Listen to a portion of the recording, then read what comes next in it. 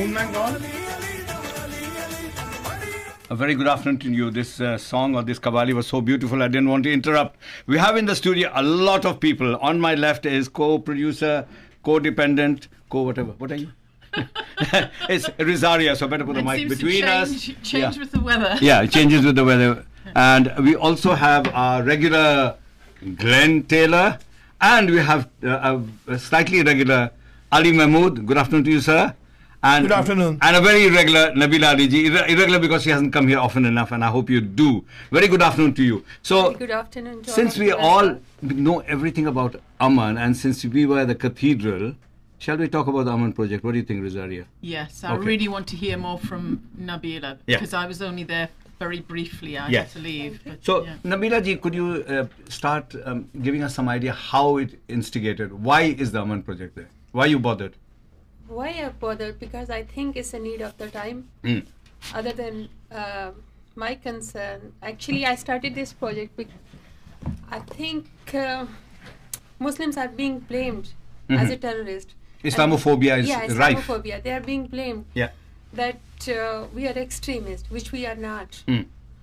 So you're not an extremist? No, I'm not. only teasing. I know you well enough to ask such stupid questions. Of course you're not. Yeah, I'm not. No. And I think most Muslims are not extremists. No. But there are few Muslims who looks bit fundamentalist, but they are not actually extremists. They are a bit more rigid to the Islam's and Islamic values. But we shouldn't take them as an extremist. I started my project because the day Charlie Hebdo incident, the terrorist attack happened, I was looking at the Facebook and my son came and he said, "Mom, are we terrorists?" I said, "What do you mean?" He said, "No, it says there, the Islamists, they attacked this." I said, "Yes, it says there, but this does not mean we are terrorists. This is which is being misinterpreted by the terrorists, and they are claiming they are Muslims, but actually it's not like that." How old is your son? My son was 8 years at that time. He's asking such a fundamental question. Exactly. It just shows how children are more sensitive. So anyone says, don't talk about this with children, are silly. Yeah. Because children know it all. Yeah. You can't hide it. They have more insight. And they have more connections on the internet. The time he asked the question, I just realized soon other people are going to ask him, is this what your religion? Is this what you are living for? Is this what it's about? You're claiming that. So you're saying when your son becomes a teenager, his own English friends will say, up till now they've been great friends, they go to each other's house, they eat food together, everything, Christmas, Eid, everything together. But suddenly they say, are you a terrorist? Yeah. And that must be very painful as a mother for you to imagine. Yeah. And I don't want Muslim children to be shy about their religion. I want them to be proud of their religion because the religion is something, it's not the Islam. Every religion is a good religion and teaches you peace and human values. So I was very upset with the question of my son. So I've been thinking around the clock. And I was just thinking, what could be the best way to stop this ideology? How can I do a bit more? So I went to the school and I discussed with the head teacher. And I said, I really want to give awareness to the children. How did the head teacher respond to you? Head teacher was pleasantly surprised to see a woman coming forward and talk about the radicalization. He was not expecting me to. And that to a Muslim woman? Yeah, to a Muslim woman. And he said, are you serious? I said, yeah, I am. He said, you know, it's a very sensitive issue. I said, yes, I know it's a very sensitive issue. That's why I'm here. And he said, yeah, I really want my children to know about peace, and I really want to tell them violence is not something which we are looking for in future. So we really have to do something.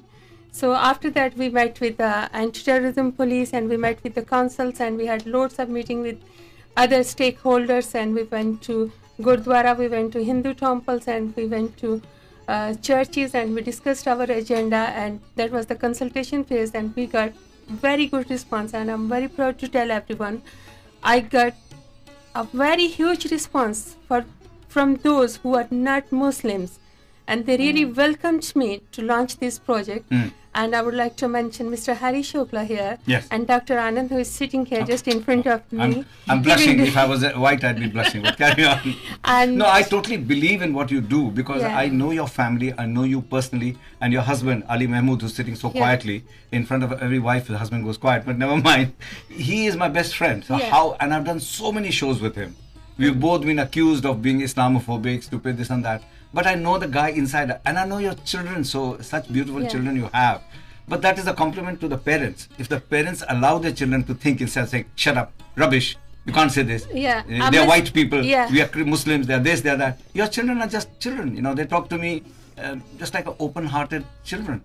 I'll run a piece about that. Okay, at this time, may I just for a change, put on what happened at the cathedral where you were and Glenn wasn't. This is the beginning. And what is the name of the dean? Christopher Dilson. Christopher Dilson. I'm very bad with English name. I've been here only from 1978. I didn't catch that. I said I will find English names difficult. I've been in the UK from 1978, but never mind. Here's a piece from there. Christopher Dillinston, I believe. Dillinston. Yeah. He is so frank, we all call him Chris. So that's the issue. Yes. He's such a we lovely can't guy. remember the second name. It's definitely close to Dillinston or Dillinston.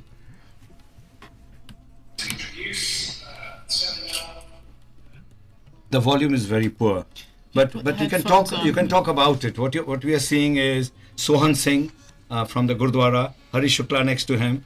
The Chief Constable is standing there. Stephen Ashman. Yes.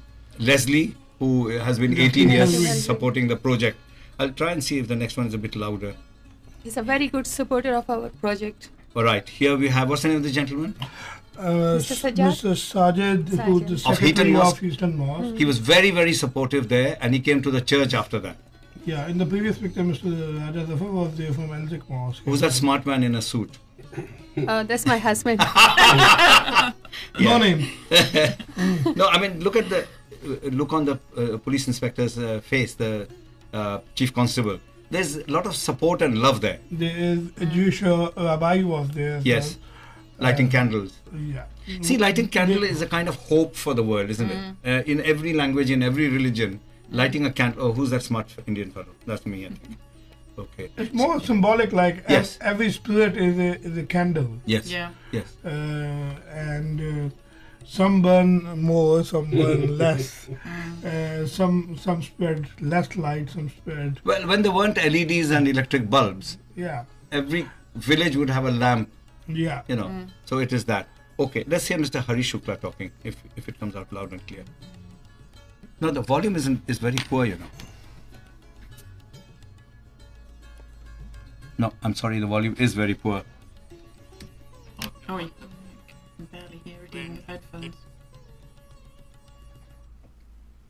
No, I'm so sorry. Okay, I'll just run through. And there's a very smart lady speaking there. That's Nabila ji herself. Yes. And just to remind us, it's quite a long speech. And is that Zafar Malik, or what's his name? Raja Zafar of the other mosque. Elzik Mosque, yes. So they were all there supporting. And just give a sense of it. I'm sorry, the volume is not very high.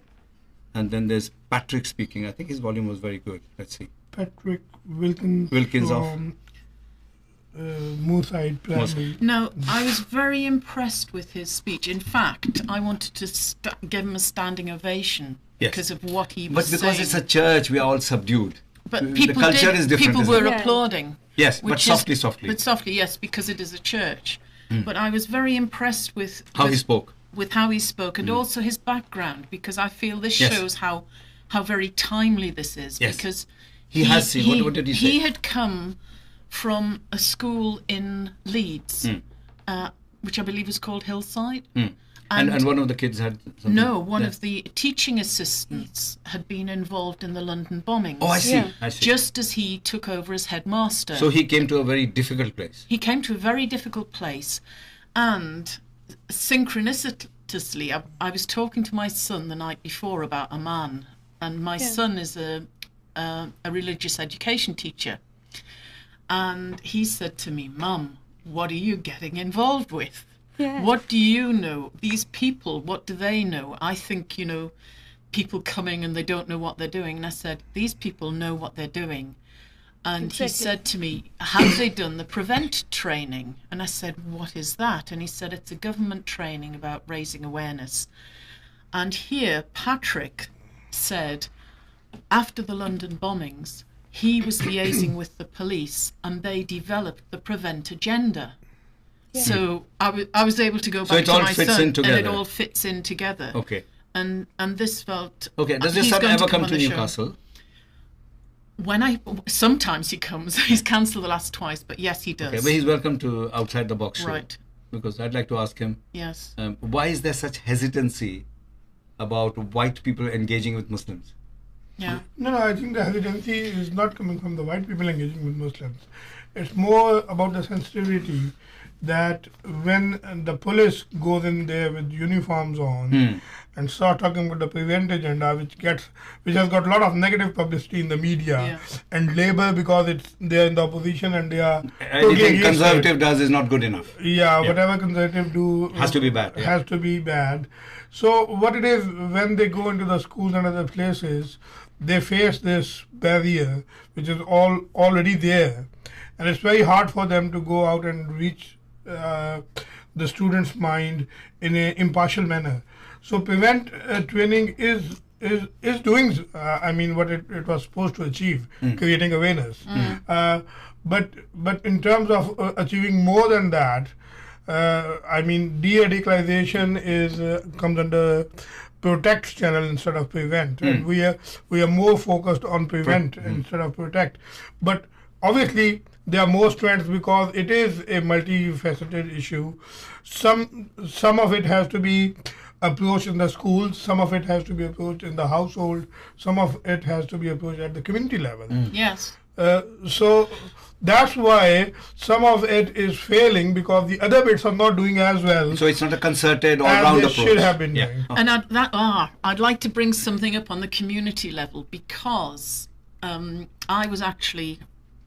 in a bike group which is organised by a community programme called Greening Wingrove. Okay. And as part of that, we were talking, and another presenter, Jerry Hanwick, was there. And he said, have you noticed what's happening in the community? And I said, what do you mean? And he said, this has come from the mosque. He said that there is much more openness and friendliness among Muslims in the community here in Fenham. Yeah. And I said, oh my goodness, yes. He said he's had people coming up to him saying, my neighbour has spoken to me for the first time in 20 years. In 20 years. So that isolationist idea is gone. Yes. So people living in ghettos and never mixing with the locals is gone. Yes. And one of my housemates is a builder, and he said, oh my goodness, when did this start? Because he said suddenly they're asking me for quotes to do work. He's working for the Islam and Asian community much, much more. They're taking him on as business. So these barriers are coming down. The barriers are coming down. And Jerry was saying he believes this has come from the mosque, saying be more open. So that's a very good point, but I'd like to ask Ali, who has been doing all the analysis, which he's trained in extremely well. You actually looked at the data your wife had collected, Nabila had collected. Yeah. What did you find? I mean, those pie charts that you have, what are your different views that you collected, and which surprised you and which some confirmed your view of how things are going on? I mean, as you are a doctor yourself, you would know that whenever there's a new drug, it has to be tested rigorously before it is open in the market.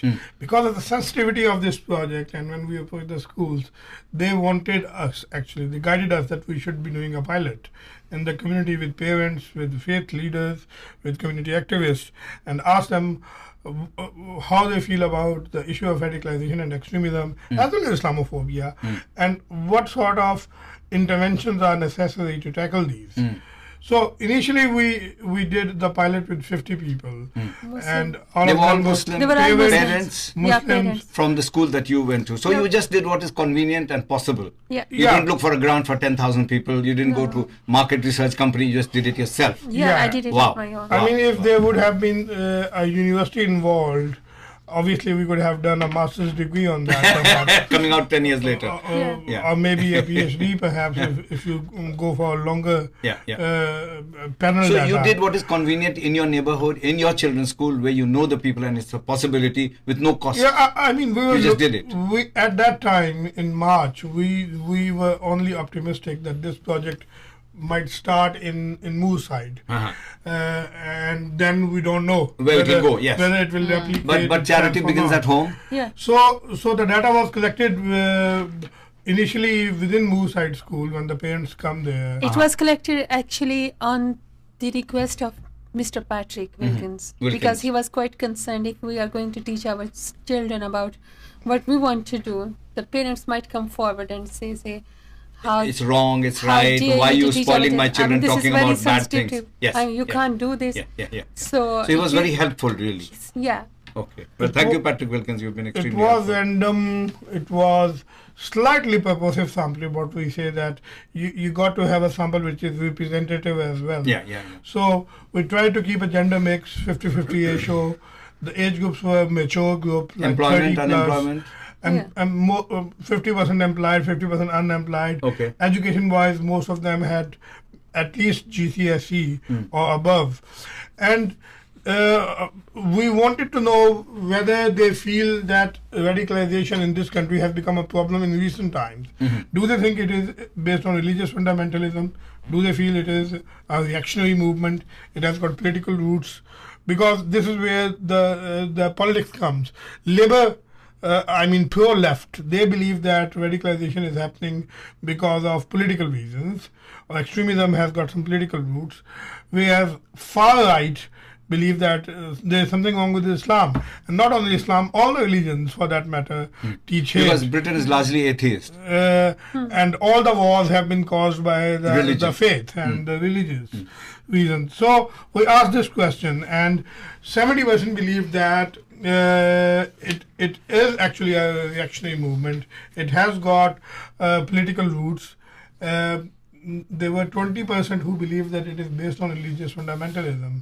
20% actually believe One it, out it of comes. 5. Yeah. So the famous Sun. Okay. The The famous son. Well, actually, Oh, the paper. the the Yeah, paper yeah. says 1 out of 5 Muslims in Britain support the jihadists. So it is Right. totally So I asked opposite. Nabila ji the other day, you got 5 members in your family, which of them is a jihadist? Yeah, I I've said, been trying to find my So then we were talking about the effects it had on the Muslim communities, and a huge majority of 96% believe that it is giving a bad name to Islam, leading to Islamophobia, and spoiling the community relationships. I mean, people like Mumtaz and Sanam in the shape of cultural society, people like Hari Shukla through Faith Council, they have given almost their lives. 42 years to Yeah. 30, make a 40 good lives. relationship. To ensure that people know about the diversity and then And they, enjoy it. they would respect each other and coexist and integrate eventually into British society. All of a sudden we have this extremism highlighted in the last 5 years, tearing apart all the good work that had taken place for decades. And if we do not deal with it, obviously, as I have said many a times, then obviously we will be inviting a bigger problem in years Like to come. Rizaria was saying, that you are pleasantly surprised that the mosque is actually encouraging its members to mix with the local population. Yes, and that's, I would like to hear what has actually happened within the mosque in relation to the local community. Yeah. Yeah, I mean the education, parents and media. Our study showed that they hold the key to improve the situation, and parents obviously, because the kids, if they are accessing social media or propaganda websites, nobody else will tackle them better than the parents themselves, keeping an eye on what sort of programs they are listening to or what sort of peer groups they have developed online. Nowadays, Google is the master of everything. Google You want data. to know about the good side of Islam, Google it. You want to know the bad worst side of Islam, Google it. And nobody likes to triangulate the information. A word that we have been repeatedly told when I was in education and when I started work with the NGO sector, NPO sector, we were told that if one key person comes to you and gives you one information, don't just blindly go for it. Yeah. Triangulate it at least with 2 or 3 other sources, and then believe what it is being This said. is what we used to teach in medicine. I mean, like this genital mutilation, female genital, it's a huge issue. But what happens is, every year when this day comes, Zero Tolerance Day by United Nations. for the United Nations, there's a lot of negative coverage about Islam as well, that it's supposed But to. it's an African thing. It's nothing to do But with it Islam. is an African thing which predates both Christianity and both Islam. A female genital mutilation.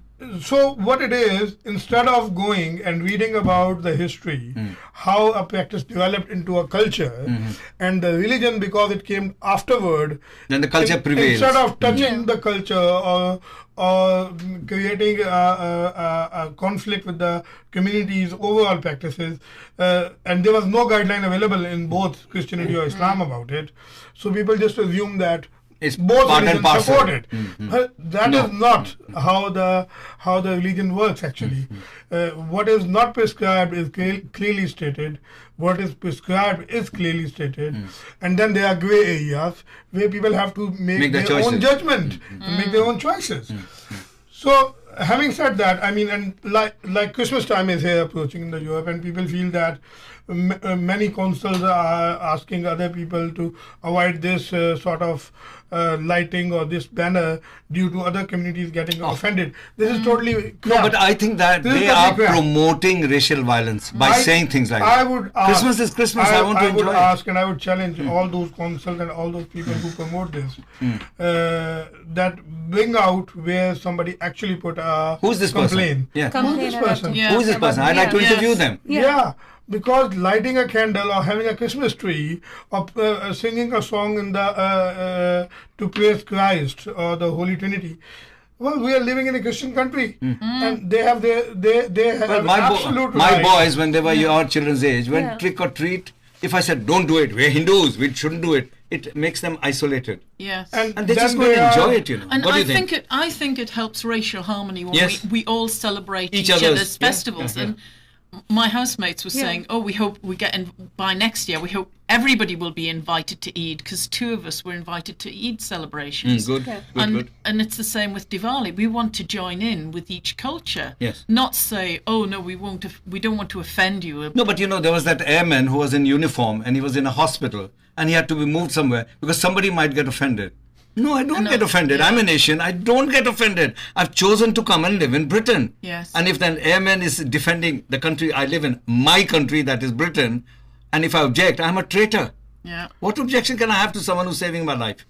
Well, I think that the trouble with media is, in order to make the news, we used to say that if a dog has bitten a man, that does not That's make a news. story. Yeah. That's The not man news. has bitten a dog, But that's if a news. man has Man bitten bites the- dog. Yeah, bites the dog, that is a news. Yes. So there is media has got its own standards. It cannot be regularized in this country. Yes. But it has got a very important responsibility to make sure that the community lives side by side in Harmony and peace harmony. and grows and... So these were the 3 thoughts which come up. Okay.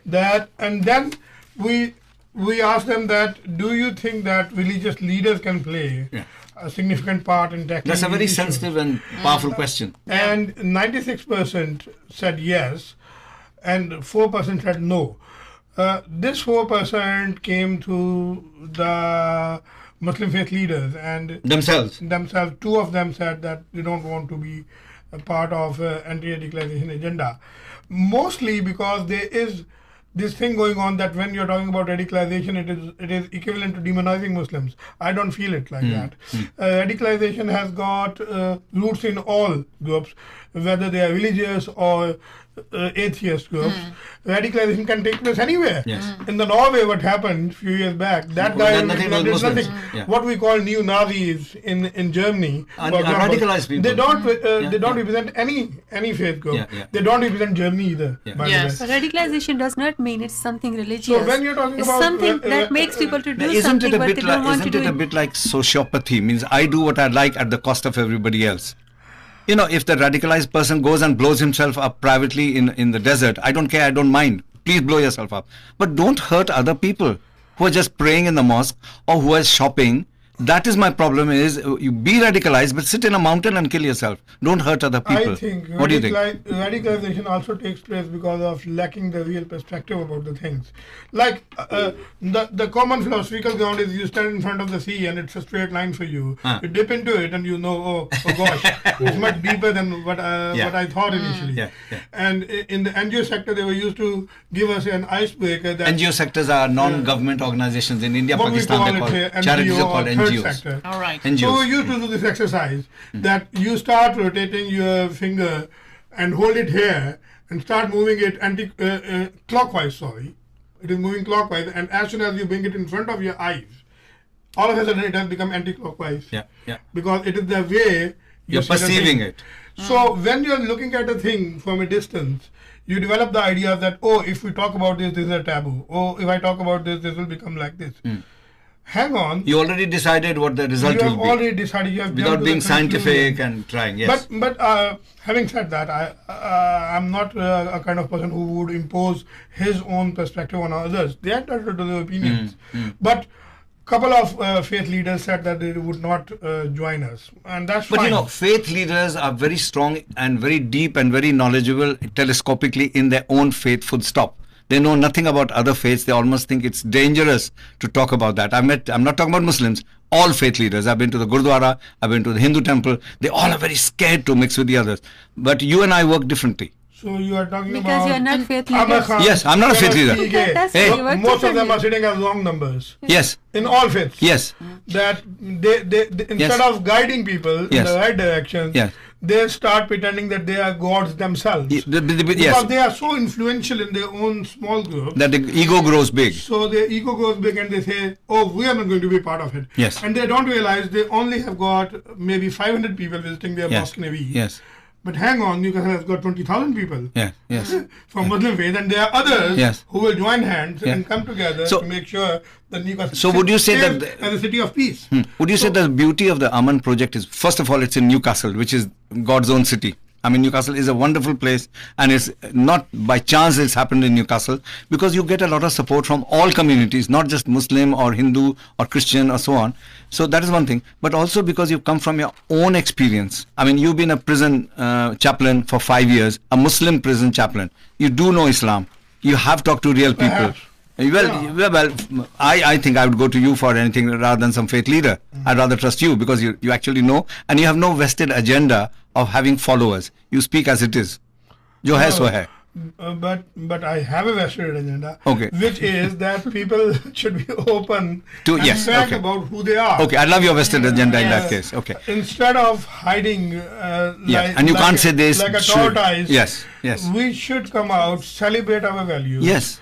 Which are shared values. Yes. Because when we started developing this project, and we looked at Mr. Cameron's famous speech in which he spelled out the Prevent agenda in detail at a school gathering, that I would like to promote British values, and then he named 5 British values. What? Tolerance, cooperation, tolerance, mutual respect, free liberty, speech. But which religion objects to that? Nobody objects to that. And why call them British? No, because the human values. These are the human values. And then if you go a step further and study all the religions, you will find that all the religions say that be responsible for yourself, then for your family, then for your neighbors, then for the communities, to make sure that the community you live in spreads. So I don't know why people started saying that Prevent is bad. Maybe we were told in third sector trainings that the development approach, which is top down, in which the government makes a policy and then everyone has to obey.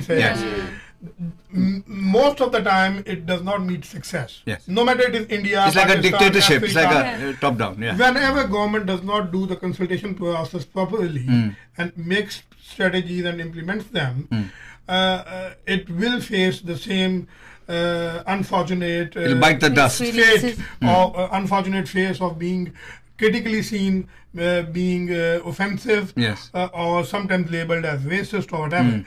The thing is, the process should start from the Bottom, grassroots level. bottom up, yes. Bottom up approach in which communities should come forward, form groups like ourselves, Yes. come up with activities, interventions, join hand with others, create synergies, and then be able to say to the government, okay, we have done this in one city or in one neighborhood, and we wish to replicate it. And these were our strong points. Here we did not do very well, but this is what we have achieved. And perhaps when we go in this open way, working hand in Without hand any with- hidden agenda. without any hidden agenda, I think there is more likelihood that a project will become successsul because it will have a greater ownership from the people. Exactly. So if you are From our involved, communities. I mean to say that I don't know. I can't analyze really that whether we will have Liberal Democrats back in power or UKIP in power or Tories in power in the next election. But whoever will be in power is going to You don't even include Labour or the Green Party. but they're not doing very well, like. Yeah, I excluded them deliberately because I think Tories are in majority because all the vote which was meant for UKIP, for one last chance, they have given it to Tories, hoping that instead of going to far left, far right, it's better to give it to right, who has a tendency to go central sometimes. And Labour is losing the advantage because they are not very clear on what they want to do. But coming back to Aman, we don't care whether Labour is there or Tory is there. We have an agenda to bring people together. We have an agenda to face terrorism. We have an agenda not to pretend it doesn't exist. Because there are people going around saying you're demonizing Muslims. No, we're not demonizing Muslims. I love Muslims. We are actually saying that Muslims are not terrorists. Yes. No. Which is one of your wife's I would Facebook like to say page. something. One moment, Nabila I would Nabila like to ji. say something. Aman is set up not to tell the world that Muslims are terrorists. Not at all. No. Not to accept that we are a terrorist. No. Just to tell the world terrorists are not Muslims. And they are not doing what is there in Islam. So it should be clear. It's not that we are doing this because we accept that, yeah, Muslims are terrorists and we have to do something. No, it's not like that. And those people who thinks like the radicalization is not something where we need to come forward and speak about it. My question is this, then why they talk about the Islamophobia? Islamophobia Yeah, is the the two go outcome. hand in hand, don't they? No, Islamophobia is the outcome of radicalization. Yes. And so we should accept this. There is something going on which is called radicalization. And we should come forward and stop it. Radicalization is not only the religious motivation. It's Nabila ji, something. your husband and I did several programs on grooming. A lot of people say, why are you talking about it? And because it's wrong. I did 3 programs on the famous rape in India. Yeah. And some of the people who have worked in Spice long enough, who are not, who are Indians by origin, they said, why are you saying this? I said, because something's wrong, it's wrong. I don't care if it's in India or Pakistan or Japan or China. If it's wrong, and it's such a horrendous rape, and it comes at many levels. You can understand, you can explain, but you can't say it's okay. Anand, if you wish to follow nip the evil in the bud, then you have to make communities aware about the issues and make them realize that because you have been ignorant, deliberately, that is why, or not undeliberately, yes, you have been closing your eyes to something which was happening in your street, in your neighborhood, and then all of a sudden after 10 years we see, oh, it's a massive, huge national problem, and then BNP is talking about it, EDL is well, talking your about famous line, Alif Mia, is if we don't talk about it, EDL will. So you can't hide it, we need to accept that there is issue. People are misinterpreting the religious text out of context, right? There are verses in Quran which talk about killing, but that is a wartime verse. Yes, we are not in that situation. No. And when that war was happening 1400 years ago, Muslims were in minority and they were facing persecution. So they were told that they should not fear because they are on the right path and Allah is with them. So at that time. Yeah, so what is wrong with that? I don't feel anything wrong with that actually. In them days, in that situation. Yeah. But that ayah cannot be used to justify that you can go in the just to support marketplace. ISIS or Taliban? No, we can't. We can't use them. Does anybody remember, Come not so closer. long far back, when Jews were persecuted, Roman Catholics were persecuted, Christians were persecuted? Yes. This isn't an Anything Islamic new? thing at all. It boils down to the individual and what he's attracted to. and he's attracted to things which touch something inside him. Now, it may be that he's attracted to extremism because he's been mistreated in some way in this country or in another country or wherever. Yes, yes. It's not really got anything to do with religion. Yes. It's how he feels. He personally feels aggrieved. Inside, aggrieved. She's got some. And so what do you look for? You look for an organisation or a representation of what you think at that time is going to take you forward in that belief. And so therefore, and as soon as you get the ideas and the things pumping in from outside, all the things, you'll get attracted to it. And you selectively look for those things. You selectively look for those things. So it builds up, it builds up, it builds up, and then it acts as in an extreme way to let it out into the material world, what your concepts have brought you into. And it's got nothing to do with religion, but it's the individual. If you can go to the individual and find what is it that triggered you looking for this, because you must actively look for it. Yes. Surely you don't just sit there and do nothing. You must have an idea which touches you inside first of all. And this is what I think is the in our groups in the cathedral, the concepts that people hold within. In the group in the cathedral, when we were discussing workshops, we were talking about people who have no significance in their life. They're a poor family, say in Afghanistan, 8 children, no television, no WhatsApp, no Facebook, God forbid, no radio, nothing. They're poor, food is scarce, they have very strict rules to live by, it's cold, food is hard, it's cold. And when somebody comes and says, I'll take your son and educate him, I'm sure the mother also has some idea where he's taking that child. And he's going to send money to the family for proffering that child. Now, I'm saying all this from a TED talk, which I'll find and pass on to you, where this lady, a Muslim lady, Afghani lady, I think, or Persian lady, went to study this. And she says exactly what you're saying. If you don't have significance in your life, my children, your children are happy. They've got full lives. They've got friends. They've got all sorts of interesting things to do. Why should they be so unifocal and give their lives up in the name of religion, though it's nothing to do with religion? I would only add one thing that I agree with actually both of you, but what I want to put as 2 pence on my side is you can't generalize why people get radicalized or go so it's into an individual extremist thing. mode. It is always going to be individual. Somebody who has crossed the border from Syria after his family was all killed and came into Europe possibly could end up with someone who will say, why you don't take the revenge, right? Because your family has been killed by the ongoing conflict. It is a possibility. It is not that I am talking out of my mind. There is a very possibility. Yes. Similarly, it is quite a possibility for the same thing to happen in Afghanistan as well, that because somebody's parents have been killed, that child ends up with an extremist organization who will groom them and tell them that the only way you can you can do a religious duty as well as take personal revenge is go and do a blast in a marketplace or a mosque, and that bloke would not even know what it means because he has never been to any religious scholar who would actually tell them that you cannot take revenge from somebody who has got no involvement in the murder of your family. So, and then there are people which are the third group which we are missing, who are actually well off, who have all the facilities in the world, but they still end up as extremists. So you're talking about people from the south of this country, because what we have going to Syria to get killed and look after the first the two troops. categories, when I was working in the prison service, although they were not extremists, but they were people who would always end up as re-offenders for the drug money.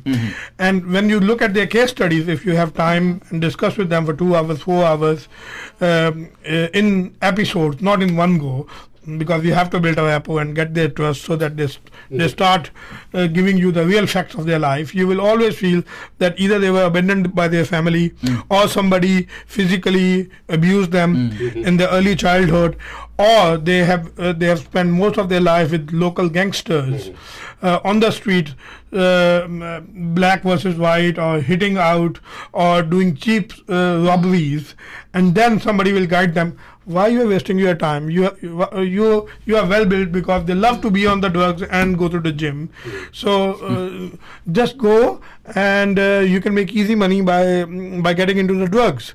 This was a common story for those people who were in the prison for drug related offences. Now this is the third group which we are missing. This group is also vulnerable to become extremists.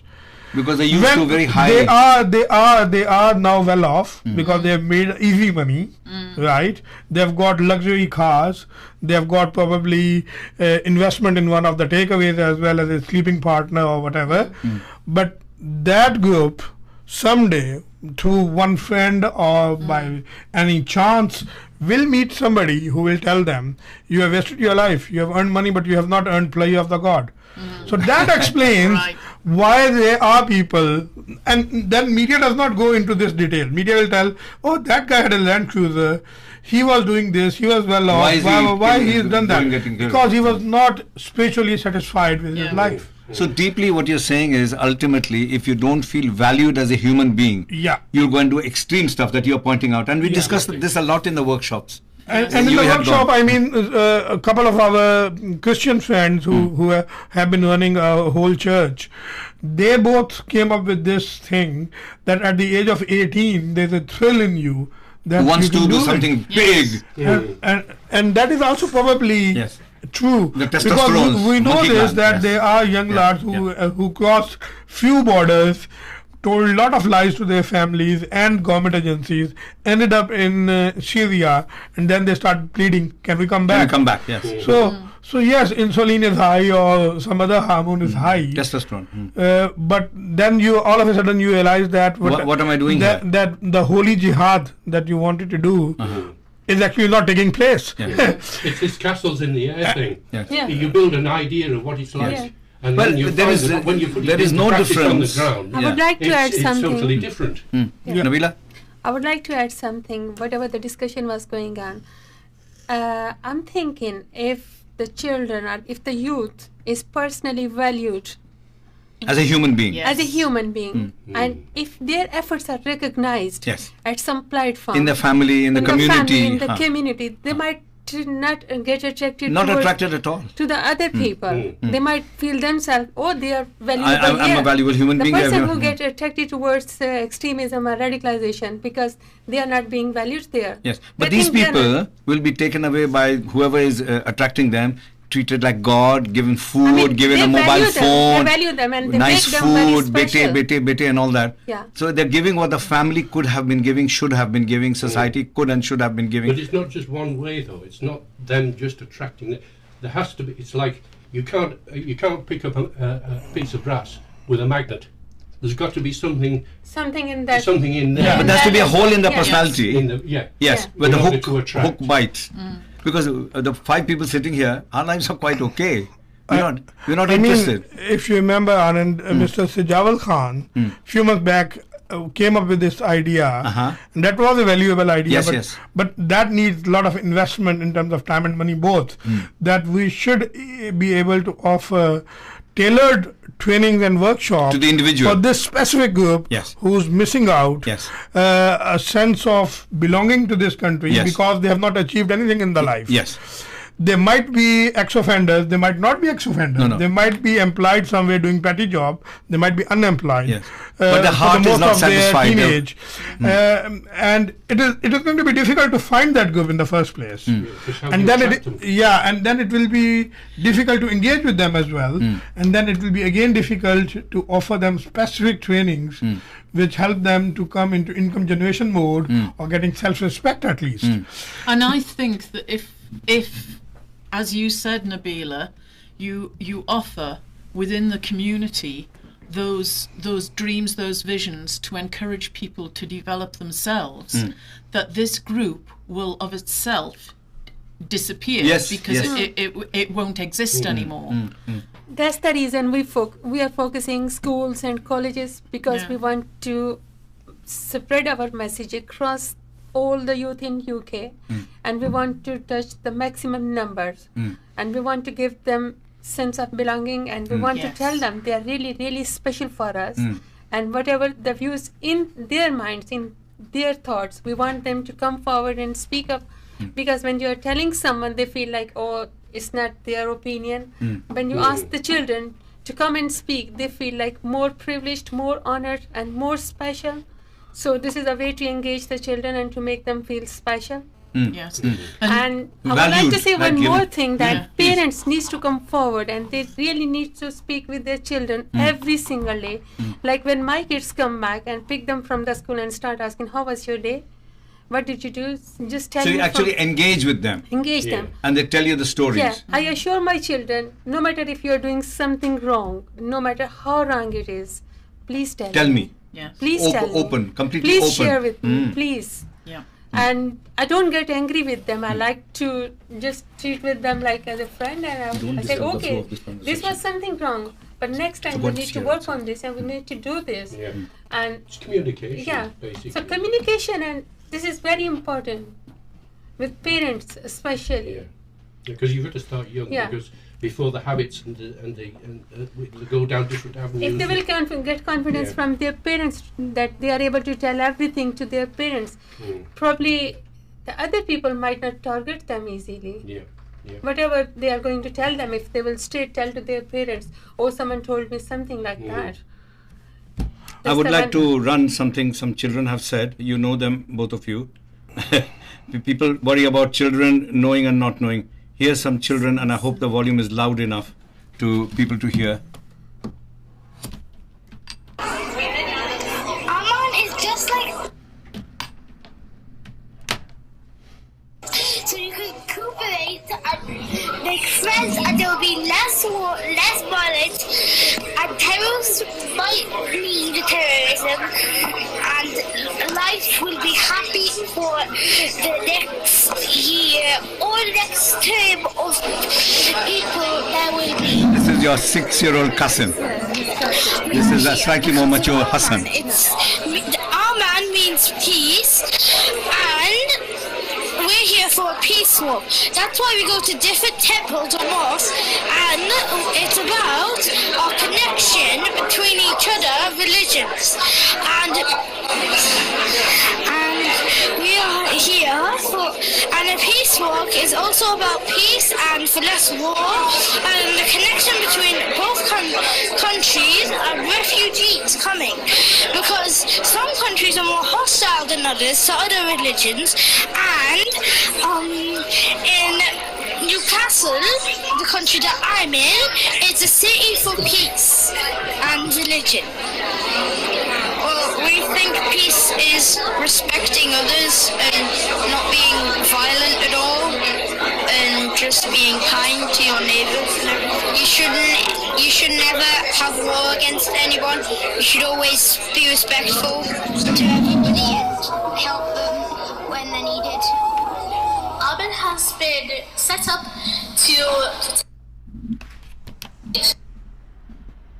promoting British values, mutual respect and tolerance. These values are not only limited to Britain, but are universal moral standards that are compatible with Islamic teachings. Islam is a religion of peace, not extremism. Help Aman to secure a better future for us.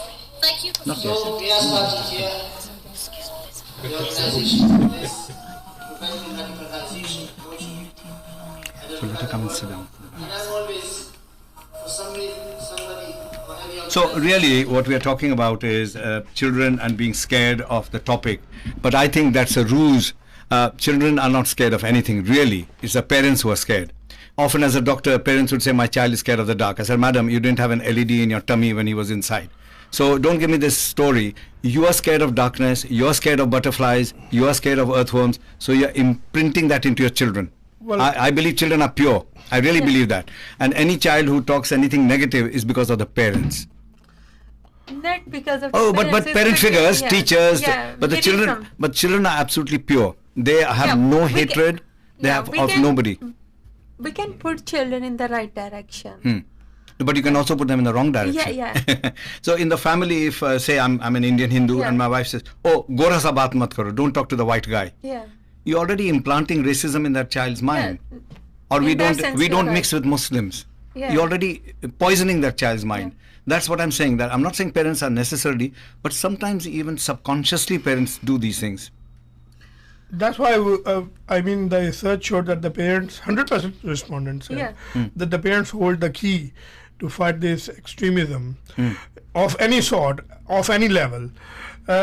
My whole, if you wish to summarize why Aman is doing this and why they are not doing something else, is that if we would go into the things that Mr. Sajjad Khan suggested, or even Hari Shukla also suggested the same thing. If we start doing everything, we will not be able to do anything at all. Yes. So we realized that we should better focus on schools only for the moment, and then we can expand into making a documentary, and then we can perhaps do some trainings and some parent workshops as well. But one thing at a time, because we have the government has got limited budgets. The schools are sensitive about whether they will let in. The parents are sensitive. The mosques are sensitive. We all are sensitive, and nobody bells the cat. So it has to be. There is a very sensitive. Everyone wants to do. Everyone wants to. But who will raise their head above the parapet? They say it's the tall poppy syndrome. Yeah. Whoever raises the head is cut. So I really applaud you for what you're doing. I'll have a break, and then we'll have a slightly different.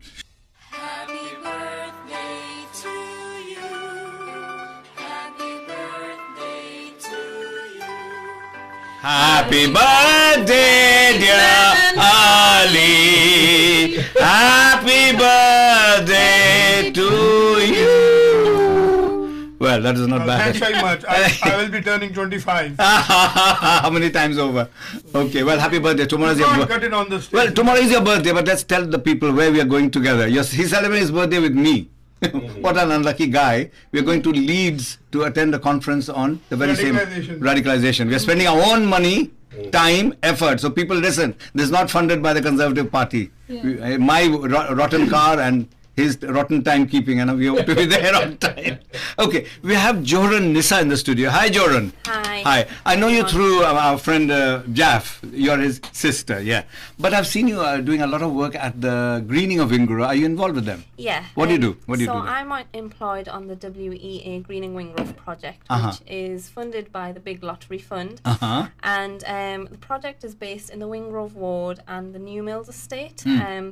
And the whole sort of premise behind the project is to try and get the community involved and thinking about what actions they can take, what changes they can make to try and live a more green life, more harmonious. And so we've tried to think about working with the community, how we can try and do that through activities. A big part of our project is about growing, and we've run a project for the last couple of years called Vertical Veg Street, which is all about vegetables grow on the wall. And at the front of the properties, so to try and create a sort of visual impact and help green the streets. And this has been great because you've also been talking about cleaning the back lanes and having nice projects at the back. Yeah, the thing that's been great from this project is that it's inspired lots of parts of the community to come forward and think, I'm really passionate about how this are thing. our people going to allotments? Asians, Indians, Pakistanis, men, women, are they going to allotments, or are they saying it's not allotments, it's but doing on your house? All right, but are they being inspired to do any of that? We have contact with the allotments. You may know that one large one in the area actually closed down in the last year. So I think that's had a very big sad impact overall. I can't tell you the exact What about you've done influence something for disabled people? We basically, our events are open to everyone. No, but I believe some of your work is working at a height where wheelchair-bound people can also be involved. Yeah, well, one area where this is really being addressed is there's a community garden being developed in Nunsmore Park at what was the former bowling green, and this is a space that's been unloved, unkept, the council not just been used maintains for a long it, time, and so yeah. in the last couple of years it's been brought back to life and it's going to be developed as a community garden. And in there recently there've been paths put in and raised beds, and so there's been a lot of thought that's been put into different Rizaria was telling me about bike groups. Yeah, so I believe you have someone Andy's from coming on to talk about those later. But we've actually works closely with Sustrans in supporting their activities. They actually helped to bring the bike garden, what is the phrase used for the community garden that's been developed. And they've really helped to bring the building to life, really made it a vibrant hub, and there's lots of cycling activities that happen there. And it's really great because, I mean, if we can take some credit, in the first year of a fund that I'll hopefully tell you about a little bit later, there was a project that was brought forward called the Wingrove Cycle Hub, and it was all basically about developing a hub that families and kids can go along to and get involved in loads of cycling activities. And it's there's sort a lot of changed Asianship over time. When I've been there's been a lot of young teenage Asians coming along and younger with their bikes. But they have to usually bring their parents to actually engage in the facility. And I think that's quite good. But isn't that good for the community? I think it's really Whether it's good for the oxygen and the lungs and the biking, it's more for bringing people from the minority communities in contact with white people. Because that is not as popular as it could be. You know, and people mixing. And I think the pizza oven is a great idea for having community events there. Because that's been a recent addition to the community garden and really been pushed forward by volunteers. So, you know, through all of their hard work, they raise money through Newcastle Soup and have also received some support from the Green and Wingrove project, but they've made it a big hit, and I know they had a really good launch event recently. And didn't you bring someone who does the recycling, the compost? Yes. So that would have been my colleague Alice. She came on to tell everyone about the composting network. So instead of throwing your kitchen waste, you keep it at a certain temperature. So we're trying to compost. Not experiment. We're trying to roll out 3 separate ideas. Really interesting ones, sort of around leaf mold sculptures and adding a fun element to it, and creating these sculptures with chicken wire and stuff, and just ordinary stuff. And then filling those in with all of your autumn leaves. I mean, I know the season's sort of passing, but that's something that we're going to be hopefully rolling out over a few. So really, what you're doing is preserving the environment, bringing people together, saving electricity, making fewer holes in the ozone layer. It can't be bad. We're trying. It's a great deal to do, but I think we just recognise that all the small things come together to have a huge impact. So we hope, we've still got like about 19 months left of the project. We hope to do a great deal more to engage the community, and we encourage people to make contact with us if they're interested. How do they do that? What's their contact? So there's a number of ways you can do that. You can call us. You can reach us on 0191 212 6119. 212 6119, yeah? Yes. We've also got a website, which is www.greeningwingrove.org.uk. greeningwingrove.org.uk. Yes, greeningwingrove.org.uk. We're also on Twitter and Facebook. Our Twitter handle is Green Wingrove, and on Facebook we are the WEA Greening Wingrove Project. WEA Greening Wingrove Project. Project. Okay. Yes. Okay. So there's a number of ways you can get in touch with us. And if anyone contacts the studio, we'll pass them on to you, because Rosaria is very involved with it. Rosaria is really one of our. She's been really involved in our Vertical Veg Street project, and I think encourage lots of others to get involved. And that's what it's about. We want people to get involved. We want them to not feel isolated. Well, I think our work touches on so many things. There's this isolation impact. There's people thinking, they might have been inclined to think, I really want to do more, I want to be more green, but haven't had the opportunity to. Well, I asked you in the beginning about the allotments. I was speaking to a 60-year-old Pakistani Muslim lady when the Greening Wingrove started, and she said, I used to grow haldi, dhania, all back home. I said, do it here.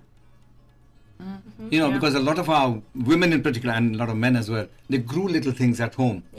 Very like in Bangladesh, a kitchen windowsill, you'd be growing something, in your tiny garden you'd be growing, as a sense of wonderment of nature. It's not about, it's cheaper. They said ghar ki gobi, if you grow a cauliflower at home, it's very expensive. It's cheaper buying it. But there's a certain beauty in doing it yourself. From you see it, from putting it into the soil to it reaching your plate, and I think people get it's a very spiritual experience, actually, watching things grow. Satisfaction, and it tastes so much better, it's so much healthier, so there's so many advantages, and we found that growing is something that so many people have in common, and it really brings people together, and certainly from our Vertical Veg Street project, we've had some really great feedback. Like, people have loved just the thought of coming to the event because of the buzz and the fact that you can speak to someone that you don't know but have a real good time with them and just get to know them. And there's such a range. There's sort of the students coming there, especially the Eastern European students. They're interested in growing, and all age ranges and all nationalities. Yeah. And we're swapping ideas. We're having food tasting sessions, like we had the Little Harvest Festival among ourselves. Yeah.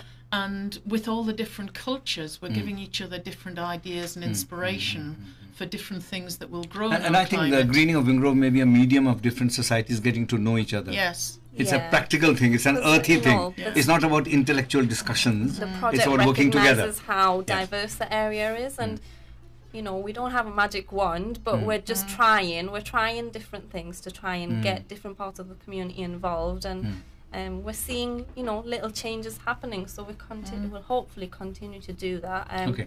And when you garden, I find that you get talking to your neighbours. Yeah, because that's when been a I'm big out thing. we've got a tiny garden. It's about the size of this desk.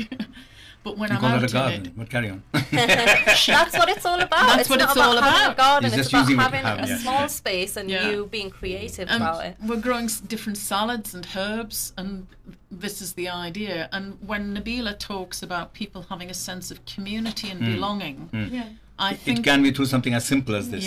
literally a grassroots level with Vertical Veg, and you know, anyone can grow something in their plot, and there is this satisfaction. But it's also about being neighbourly as well, and we swap seeds, things like that. And people who haven't got room for a compost bin, they give us their compost and we put it in our bin. So it's about engagement, isn't Yeah. it? Yeah, Community it's about engagement. community engagement. It's about And getting particularly the community minority engaging with communities, each other. particularly the minority communities live in little ghettos in Newcastle. I've said this before, so I'll say it brutally and again.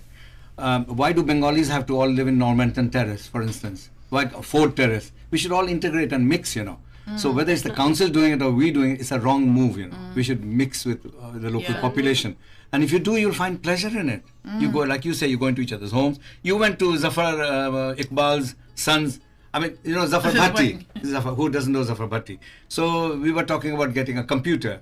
And she said, I want to collect some money. I said, Zafar Bhatti said, just come to my son's wedding. So he's a white, non-Muslim woman walking around with a bucket, collecting money at a Pakistani Muslim's wedding for her own computer, and you got it. I got it, yes. So it's very interesting how people can mix, you know, and if you're creative. When is the next marriage?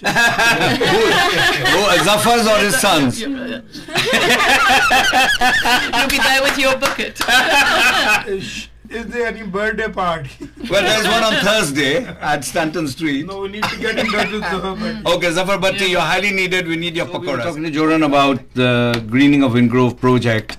There's something else we are talking about, aren't we? About applying for a grant. Opportunities. So, Joran, tell us about it. Yes, so I briefly touched on a fund that the the Greening Wingrove project offers out to local communities and groups, and this has been great in just us sort of going further into the community with organisations that already are based within the communities to engage more residents. So the Community Innovation Fund is a pot of money that we have for every year of the project. We're currently in the third year, and we've got £50,000 this year to offer out, which will, just to give you a flavour of the types of projects we've had in the past, we've had a lot around litter and waste. It's something that really is pretty high. It's a big issue around here. Yeah, it's pretty high on people's agenda, and I think there was just the project that was brought forward. It just helps to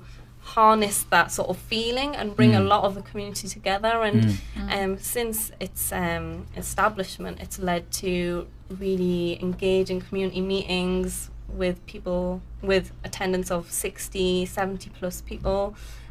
Great engagement with Newcastle City Council and engaging in dialogue, and there are regular litter picks, and they're actually currently working on resources that can be developed to distribute to as many people as possible to just tell them about basic things that maybe are assumed that people know of, but they don't. So, and there's a lot of Asian landlords in this area, so Yeah. are they engaging with you? yeah, but I believe so. I mean, the project isn't directly involved in how, you know, the community innovation funds fund projects run, but they're sort of given autonomy to run as they wish, as long as they help overall to achieve more and have more further reach within the project area. So Can I give you an idea?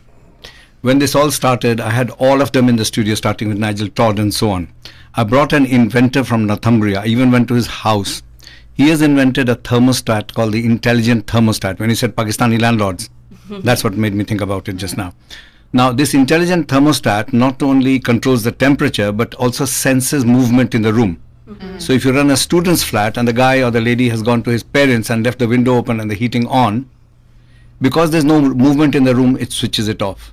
Can you imagine how much electricity you can save? well, And it only is send 100 the inventor our way. And get them well, sending a I've proposal actually in. linked him with Nigel Todd once. I'll try again because that was the beginning. So maybe things hadn't settled for your association. But now that you're more confident and settled, I will find him. I mean, he's on YouTube. I've interviewed him. Okay. So I'll bring him because I think it's such a great idea that it's nothing just a little thermostat, but it senses movement. Yeah, well, you know, And if you it go could on be holiday, it something automatically as- switches everything off. As you know, something such as that to something completely different. Hmm. You know, it's totally open in terms of what ideas can be brought forward, but we want them to be engaging residents, be exploring green themes, and you know, really helping us to achieve The all environment, the somehow. But projects. green So- doesn't mean grass and no, vegetables I think, only. that's another thing. It's about breaking down what green actually means. Yes. It means so Harmony. many things. Harmony. Yeah, it can mean growing. It can mean saving energy. It can mean having a smaller Clean backyards. carbon footprint. It's so many things, and we've had a lot of varied projects. I mean, a really good one that's happening also is engaging young people in like the back lanes. Which are typically, you know, eyesores, people strewn with rubbish. When I go to pick and- up Ali and Nabila and take the first left on Stand Up Street, I have to dodge kids playing, I have to dodge glass, I have to dodge Yeah, cars with so their doors there's- open, I have to dodge beds that are thrown there.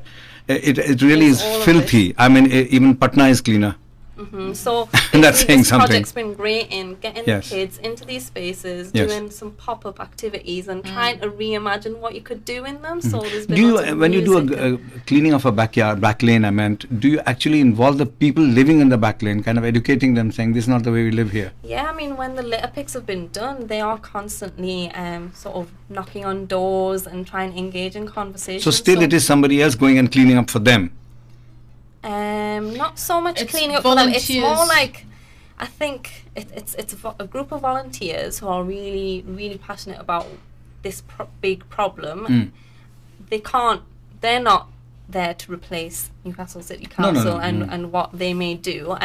But it's all about having a visible presence on the street and people thinking, what are they doing? So What- even the people who are littering will feel a little bit Yeah. embarrassed when somebody else is cleaning Yeah. the backyard. Yeah. But It's a moral kind of thing. And it's Yeah, also so- about making people aware that it's our responsibility to do it. We live here, yes. We live here. This is our environment. It's our backyard, yeah. Yeah. And we want to be in a place that's beautiful and cared for and that we can enjoy and Exactly. play in. I think Rizaria, she got the right point. Mm. Yeah. Mm. When It's a sense of we ownership. see someone doing this and we feel like this is our responsibility and we should do it as well. Shall we do something for Dilson Road then? Yeah. Come on, start a new Yeah. community cleanup or something. But no, honestly, we are really open to Okay. creative ideas, things that really think out of the box. We're giving a lot of priority to projects that can come forward exploring a theme of energy, like saving energy, how to get people engaged on that topic. So if there are anyone out there who'd be interested in doing something like that, then please come forward. But if you visit the Greening Wingrove website again, you can have a look at all of the previous projects that have come forward. We've supported 15 projects in total, so you might get an idea of what's been done in the past to get if you're a bit unsure as to what They can you would always like to talk to propose. you and Yeah, they can always pick up exactly. the phone. And, you know, 212-6119. 212-6119. 212-6119. Often it's easier talking to people than writing things down. Yeah, But it but tells if you do want to email, it's hello@greeningwingrove.org. hello@greeningwingrove.org. sustrans.org.uk. I like that. Okay. Hello. Well, thank you very much for your input. We'll now have a change of scene. Hi, Andy Thorpe. Please sit down. You're welcome. Tell us a bit about what you do and what brings you here. Andy. Hello. First of all, my name's, as I say, Andrew Thorpe. I work for a charity called Sustrans. Sustrans, which was mentioned earlier in the show. Yeah. Carry on. Yeah. And basically, we work, and I've worked for a number of years in and around Newcastle and the North East, but in particular to Newcastle. For just over a year now, we've had the Bike Garden, which I think you previously guessed. Bike Garden? The Bike Garden. So what do you do with bikes? You just plant them in the mud? What's a bike garden's a playful name. Okay. It's basically a community hub which has a number of bikes. Okay. Some bike fixing workshops. Okay. You teach them how to repair things for themselves. We do, yeah. Every other Wednesday, so once every fortnight, we have a learn to fix your bike session. So it doesn't break down, and then you're too lazy to take it along, and then you dry your underpants on it. That's what happens in many homes. It can get used as a maiden. Yes. Say, yeah. Okay. So the bike garden. It's to get them used rather than get them abused. Abusing a bike. Okay. How long have you been running your project then? The bike garden. Well, as I say, two things. The bike garden's been running for just over a year, and the bike garden, which is based in Nunsmore Park, which was the old bowling pavilion. Yes. So it's also Green in Wingrove, and other projects run out from there. So it's a big community hub. It's not just bikes, but obviously I'm here to talk about bikes because that's what I do. That's your scene. Yeah. So we have a number of bikes that people can borrow for guided rides. You can borrow. Yeah. So we do rides. We do a ride every Thursday morning. So if someone has an idea that they want to go on a bike, they don't have to go and buy the most expensive mountain bike or racing bike. They just come and see it for themselves. Exactly, because some people may be new to cycling and maybe just want to try it for the first time, or returning to cycling, and those people might not have a bike. Obviously, it's fine if they do. So if they don't have a bike, it's a chance to have a go on a ride and use the pool bikes we've got, the bikes they can borrow, and maybe then. And that's every Thursday. It's every Thursday. What time? 9:30 a.m. But they have to go on. I'm going to plug. Please plug anything you like. So it's to free. book the activities at the Bike Garden and any other activities in and around Newcastle, people go to Eventbrite, and I'll spell it out. So it's Eventbrite. That's a common ticket collecting thing. Yeah, and then it's eventbrite.co.uk, then a / Sustrans Northeast. Sustrans, Sustrans. That's correct. Sustrans Northeast. So it's Eventbrite, which is spelt EVENTBRITE. Yes. .co.uk / Sustrans SUSTRANS dash north dash east. God, you'll have to actually put it on. When I put this on YouTube, you'll have to send me the thing. I will, of course. Otherwise, I'll leave you this. Yes, okay. It's quite a complicated name, but never mind. It can be, but it's obviously it's a free ticketing site, and it's all of our Northeast events, but in particular the Bike Garden. So people use that as an appointment system, kind of. Yeah, it's a book. It's a free, totally free bookable system. So we know how many people are coming on the ride. And so that's the only way to book.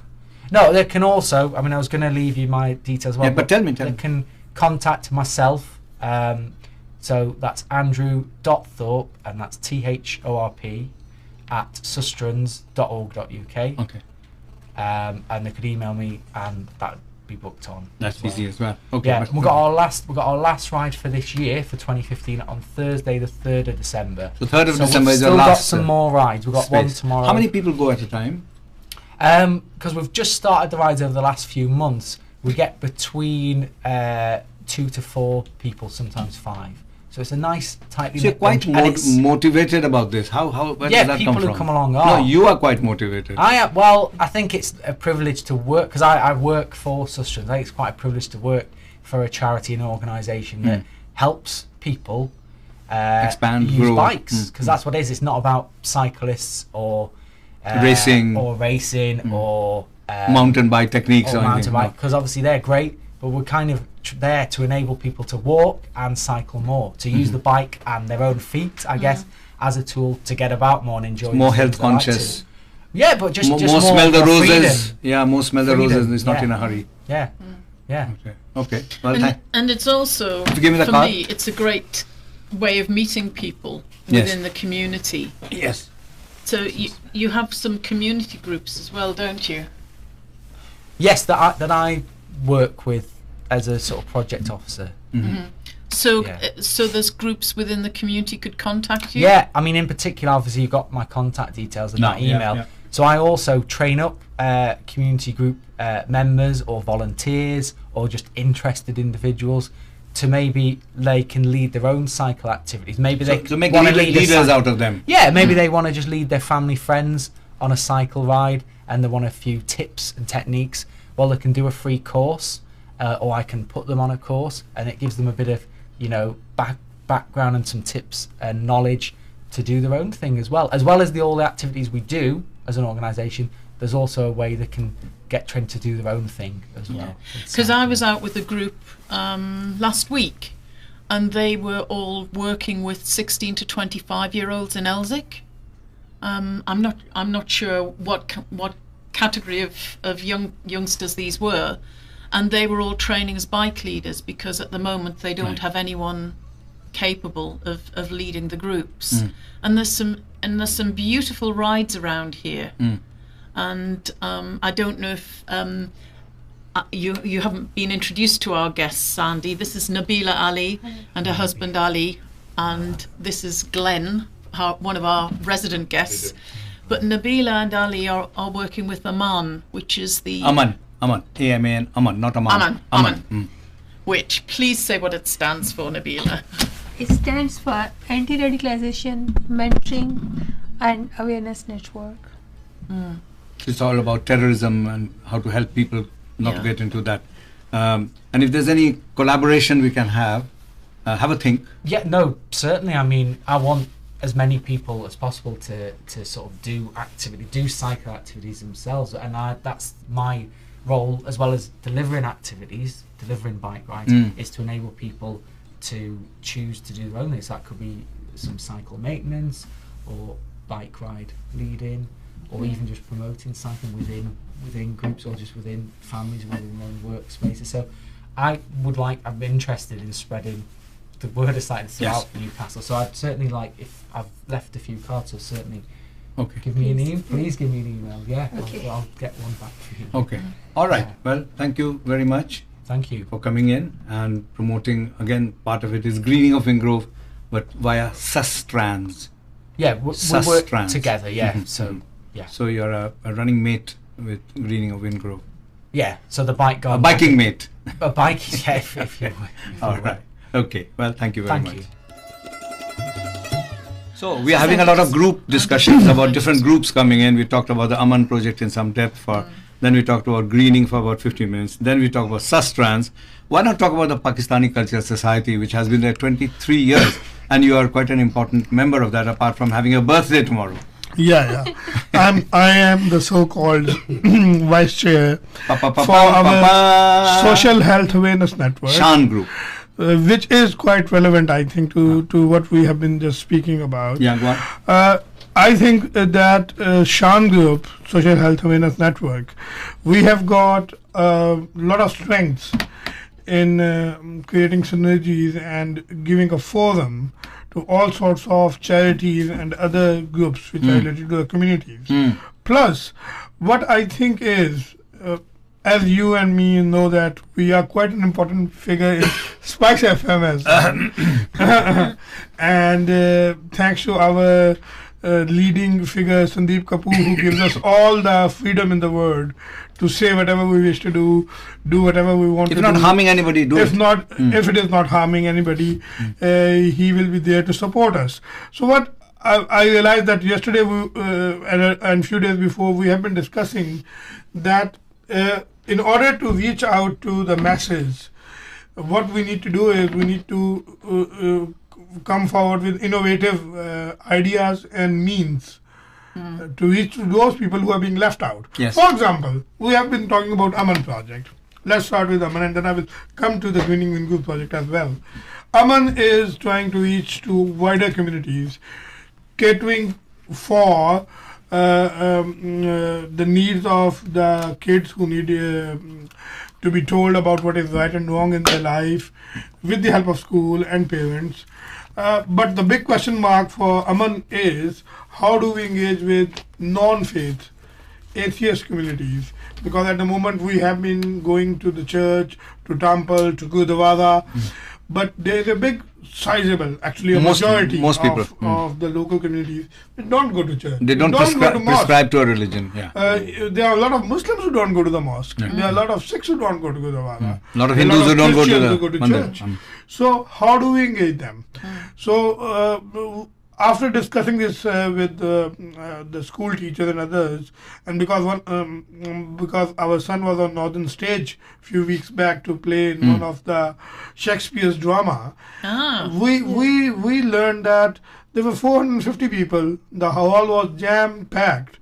And it was not BME or faith groups or anything. It was the locals who were doing Shakespeare plays. Who were so happy and involved in the message that was coming through the school kids. Yes. They had sort of. It was not exactly Shakespearean drama. They had added bits of bits of fun into it as well. If you read the original drama, you will be bored. Shakespeare would turn in his grave.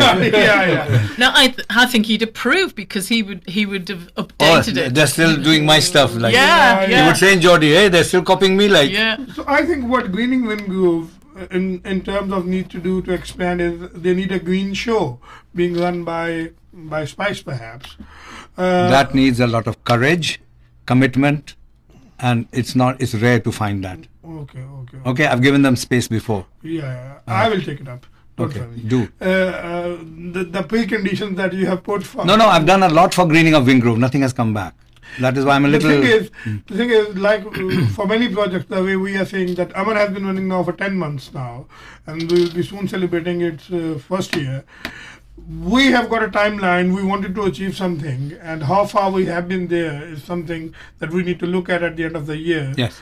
To set our strategic goals for another year. Like annual report. Similarly, I think Greening Wingrove must have had some sort of indicators where they wanted to focus more, and perhaps what you were suggesting was bit too forward, too weird, too clever, too smart. Yeah, that would happen. Too intelligent, yes. And then people say, oh, we have got this limited funding of, say, 20,000, 25,000. Actually, Sayyid and I had agreed that Sayyid Ahmad, which street he lived on, every house would get a free sensor, normally costing £150, free for the whole street. And that wasn't taken up. So intelligent thermostat. Yes. Yeah. So like Mr. Bhatti's birthday or upcoming marriage, we also need to take... Yeah, but I speak as it is. I mean, I have no axe to grind. But if I offer something and they don't take it, then I'm not going to keep praising them forever. But not going too negative. So what it is that perhaps Pakistan Culture Society, having been there for 23 years, so at least said by you, and having done a lot of work in terms of raising awareness about multiculturalism, raising awareness about common social problems, with a bit of fun, with a bit of live performance. To do a show, kind of. To do a show, perhaps, in which they can spread the message of Greening Wingrove. I mean, I don't know. At the moment, I would be honest, I haven't visited their website, and I don't know what sort of audience they have at the moment, how many people have been direct beneficiaries. Like in Facebook, now you upload something, they will tell you, oh, 1,000 people reached, and then they will say 35 engaged. So, and engaged means they are the only ones who's bothered. This is the trouble. When we were used to do work in Pakistan, if you go to a village and introduce your program there, that this is a microfinance program helping communities to get into small and medium enterprise, and you have met about 100 people, the total size of the village might be 400 households, on average meaning 2,400 people, and you have hardly met 40 people. You have given them your message, but in your report you will say one village reached. One village reached means 40 people reached. Add 2,400 people as those people to whom the program has been introduced. But how many actually join the program? How many actually become your beneficiaries? And how many actually take it forward is totally different. You're lucky to get 10%. That's pretty good. Wow. 10% after 50 years of poverty alleviation programs, I think they might have reached 2% or 5% of the poor in the whole And that's the country. truth. Yeah. That is what it is. Yes. 10% is you have been very generous. So you're saying how can the PCS So also... I feel that we all have got, the way we were having this chat yesterday at a forum, that we all work in niche. Hit Church little likes corners, ghettos. Yeah. 25 people. PCS, 110 people. Greening Wind Grove, 150 people. All in the same neighborhood. But they don't interact. But they don't engage Yeah. with each other. They yeah. don't, Yeah. and they have got their own audience. Yeah. The audience that is with PCS Yeah. is not shared with the church. The church audience is not shared with Greening Wind Grove. But if we can come together on one event, maybe once in a quarter, once in 6 months. Once in a time. year would make me very happy. Because they never had anything like that. Yeah. No, I speak because I'm the only Hindu Indian sitting in the Pakistani Cultural Society. Yeah. And that is why I have some right to say that I- we should cross these barriers. It is perhaps because that Indians also have got their own forums as well. No, there perhaps, isn't and any. They don't No. Sorry, there isn't like any. Vikas event and other But stuff. that's arts and that's you sit and watch. You So don't they- perform. That's fair enough. Yeah. So what I'm saying is Pakistan Cultural Society is the only active society where you don't sit and listen to others. You engage yourself Yeah. as well.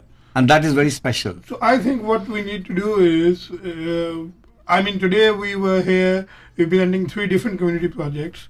If we can build on this a little bit further, Spice Trust is a charity as well.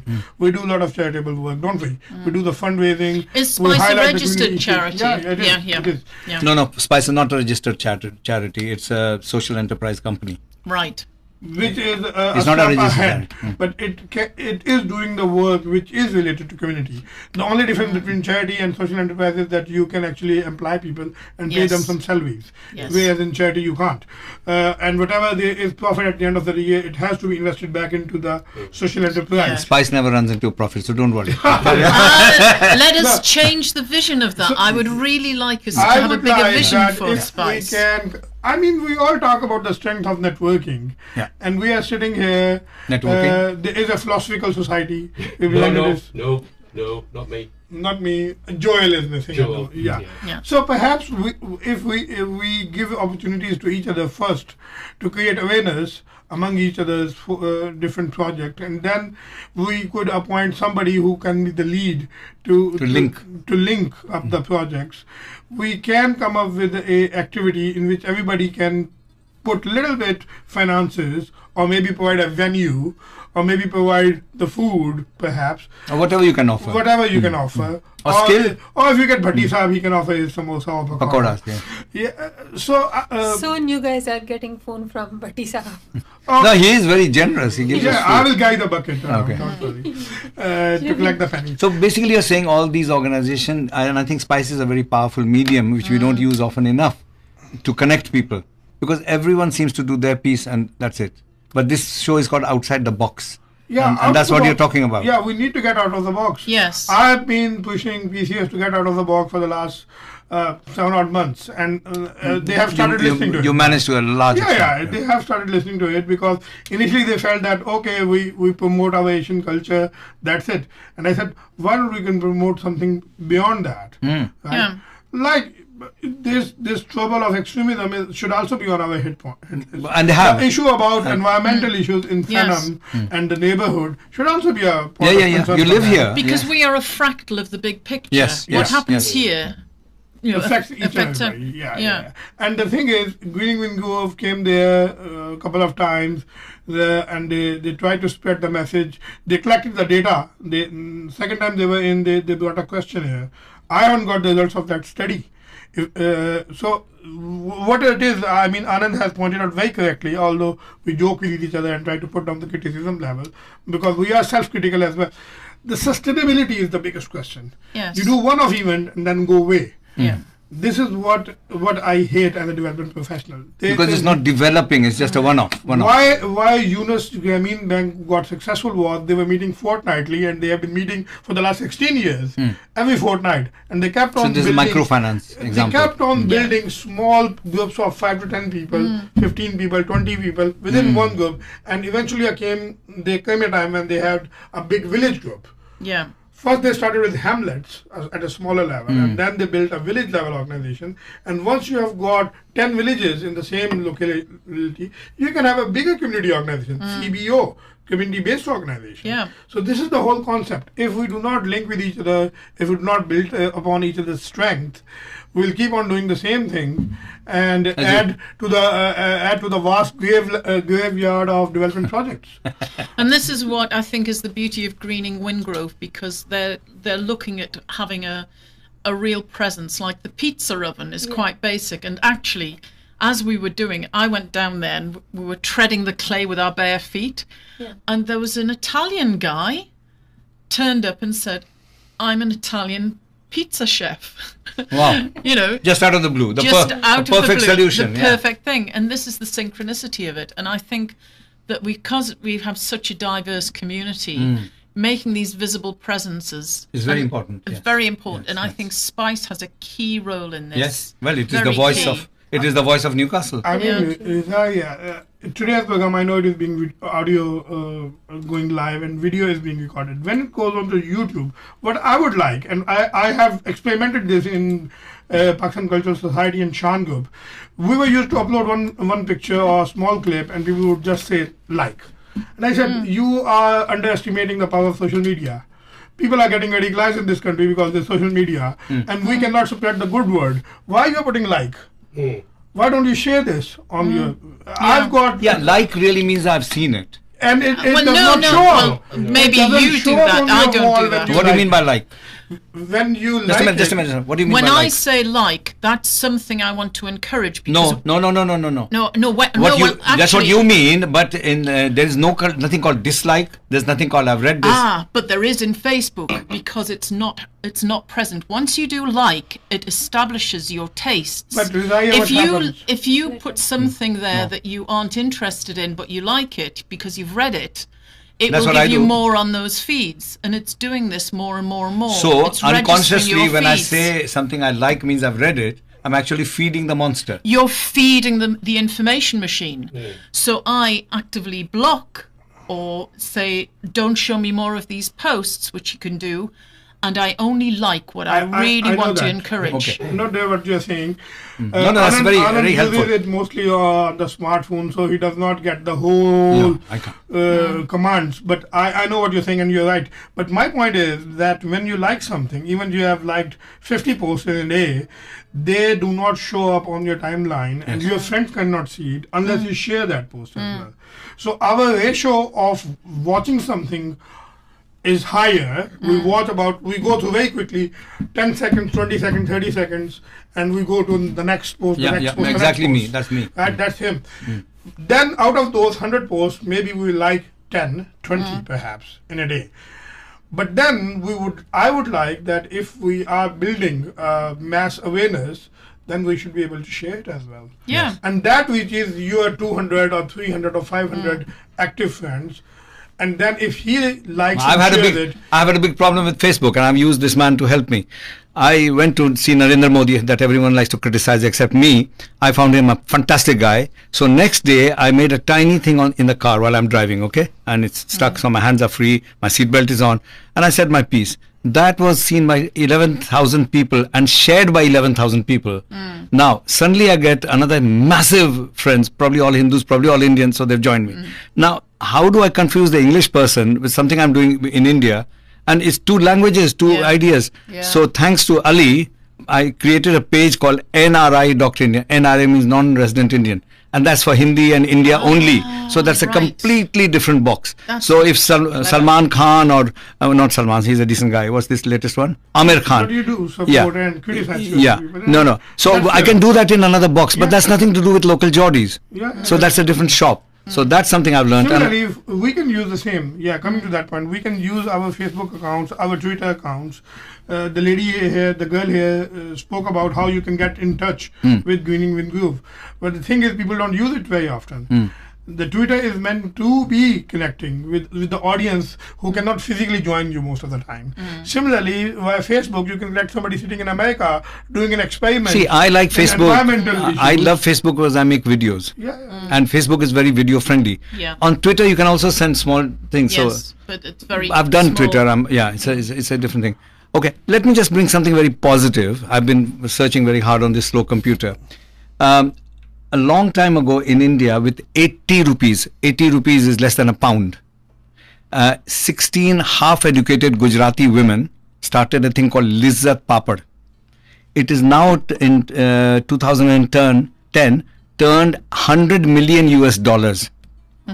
It started in 1956 and in 2010 100 million. When you said sustainability, I was thinking about Lizzat Papad. So except for the drivers, they're all women.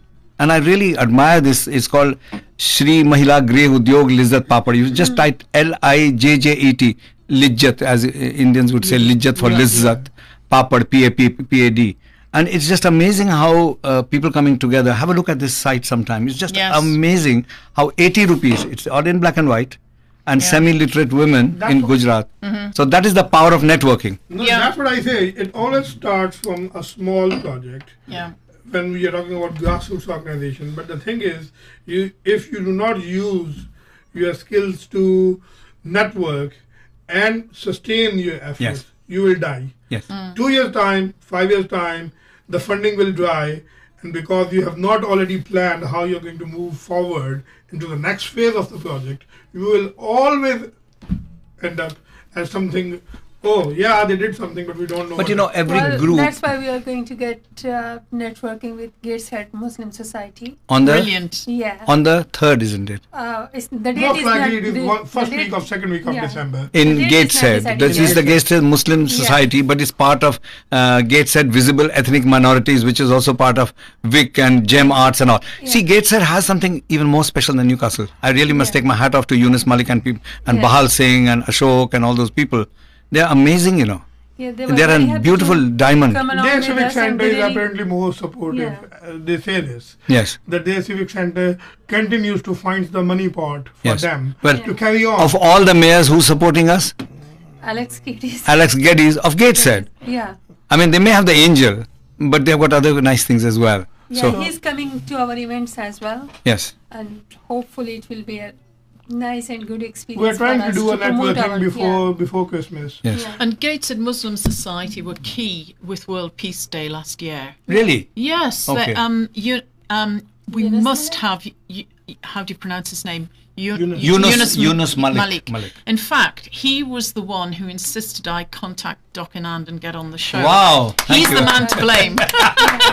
Otherwise, you wouldn't be sitting here. I wouldn't be here. And you know, Deepu and I, my very lovely Deepu and I, had just driven from London to here after visiting Palestine, which is quite a emotionally destroying 7 days we had. You know, all the pain we saw. Anyway, we drove back. And I tell you the story again. I get this text from this lady, Rizaria, saying, you're coming, aren't you? And I thought, what the hell is she talking about? I haven't had any sleep. So sneakily I texted her, remind me again about the venue and the time. Then I realized it's World Day because I'm just totally lost, you know. I went there, I had my shirt, and I see this Texan looking man standing.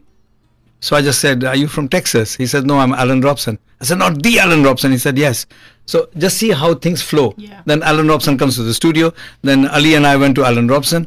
So Newcastle is a kind of a place where if you know one person, you know the next, you know the next, you know the next. But again, going back to this, now that you have mentioned Alan Robson, I know that he is extremely popular. His show is heard by millions. 70% of people in the night listen to him. How well we have utilized Alan. I don't utilize anyone. No, networking in terms of, he was very impressed with your work that you have been doing. That's why he came here. He supported us by giving us a slot on his show. 15 minutes. He promoted Spice FM's table tennis marathon. Yes. Yes. He gave prizes. That we need to plan that every 3 months we need to update little bit via Alan on Alan's show or some other show which has got a different audience. I'm not saying utilizing it in a stupid way. I'm saying that I can only reach out to 100 people or maybe 2,000 people in 3 months time max by giving the news in Chronicle, by reaching the news in Vijayjung. But Alan can reach a much higher number. So invite him on the 3rd. BBC as well, because Zafar Bhatti.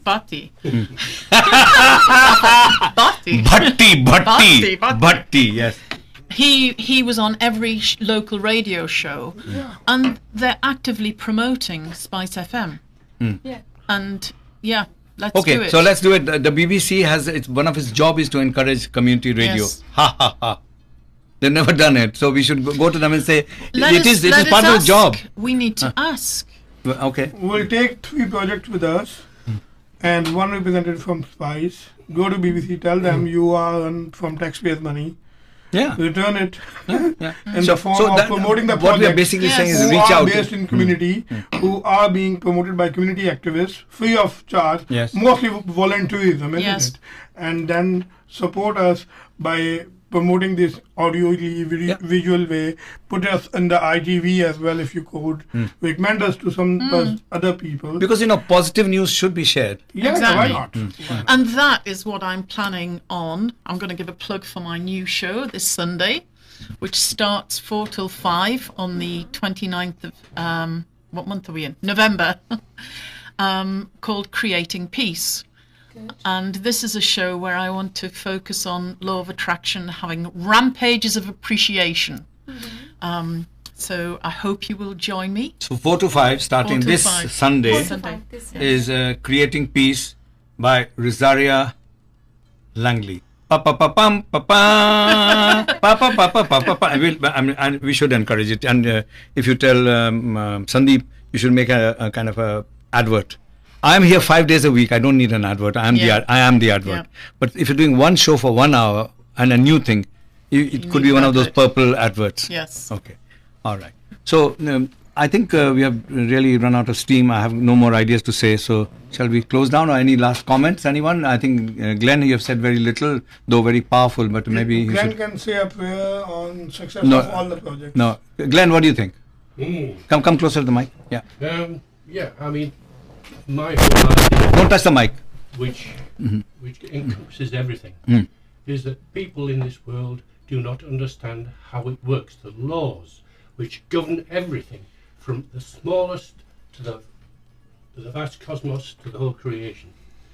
If you look at nature, you will see all the things in nature are the principles by which to live. You don't matter what religion. Religions didn't come into being until we made them. And the religions came into being because we misunderstood all the world. We had to be put back on the there should only be path. one religion. Yeah. I mean, can you imagine what if you believe in God, that He's looking down on the world, He's thinking, why do they believe in that? Why do they believe in that? And why do they believe in that?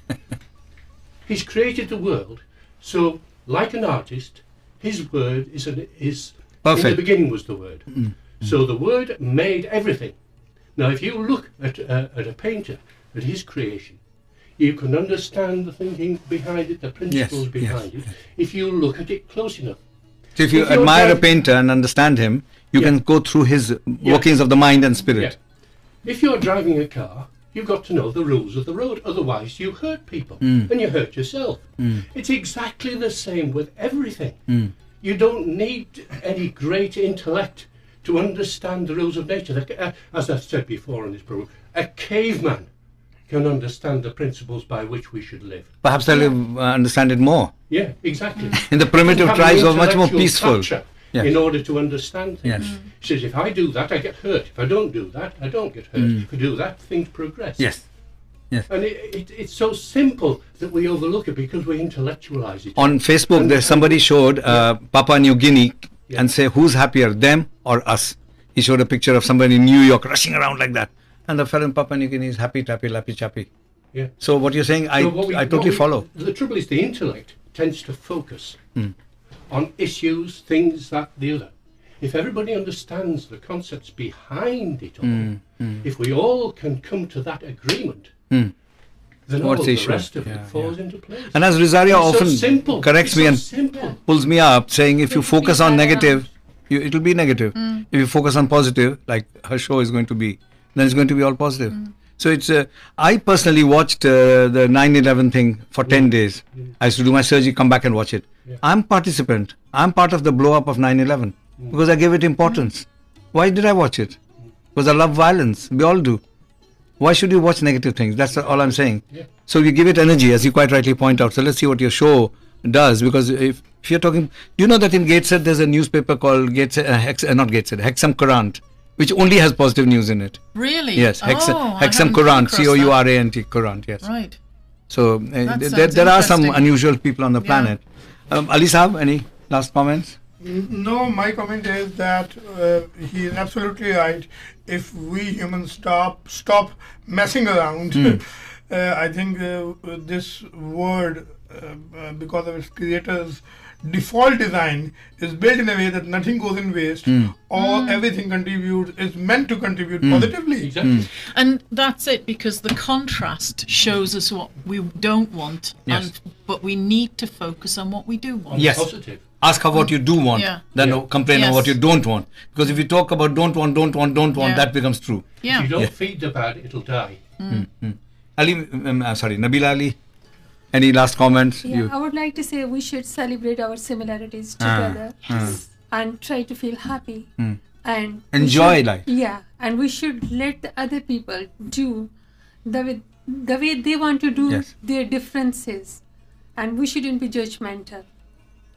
Shouldn't interfere with other people's, we shouldn't others' ideas, others' religions, other we practices. should let people do the way they are doing. And celebrate our differences. Yeah. Because that's what gives the We world should, its but colour. if we can't, then at least we should be quiet. Yeah. Yeah. If you can't help someone, don't hurt. No, that is very difficult. I for think that's a dogs. hint to you. On that great note, happy birthday to you, sir. And Thanks very much. Goodbye, namaste, thank you, bye bye, assalamu alaikum, wagera.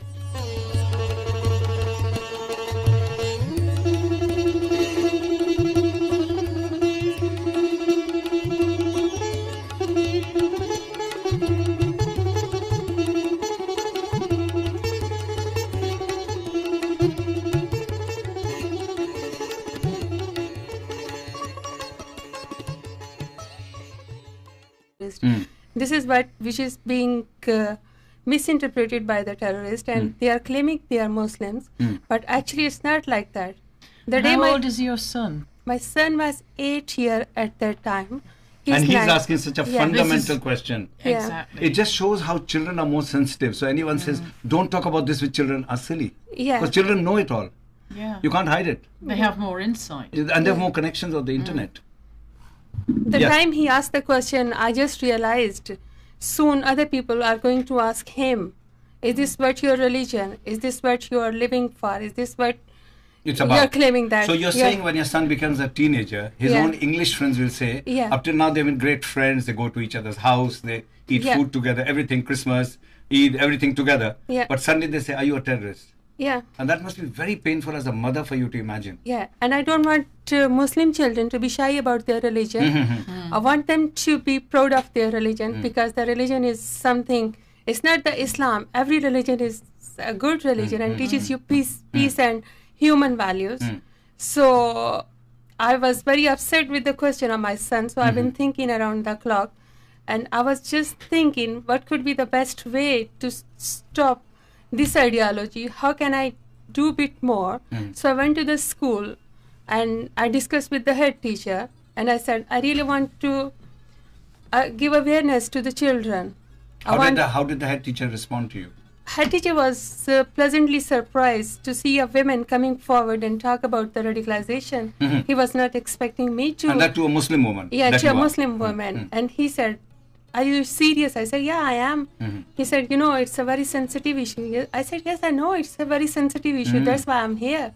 And he said, yeah, I really want my children to know about peace, and I really want to tell them violence is not something which we are looking for in future. So we really have to do something. So after that, we met with the anti-terrorism police, and we met with the councils, and we had loads of meeting with other stakeholders, and we went to Gurdwara, we went to Hindu temples, and we went to church.